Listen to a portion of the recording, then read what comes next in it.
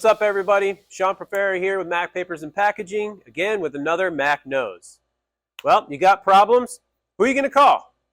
Knowing your resources is super important, especially when it comes to this equipment.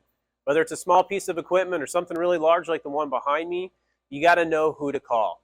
And someone like your supplier should be someone you should be able to lean on for exactly that. Knowing the type of support that you're going to receive when you're buying this equipment is very important. With Mac Papers, we have factory-trained technicians on all of this equipment.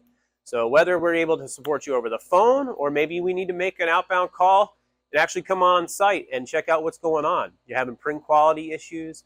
Maybe it's something to do with your cutter. It's not cutting properly. If we can't figure it out over the phone, we're going to make a call to you. So at Mac Papers, we got your back.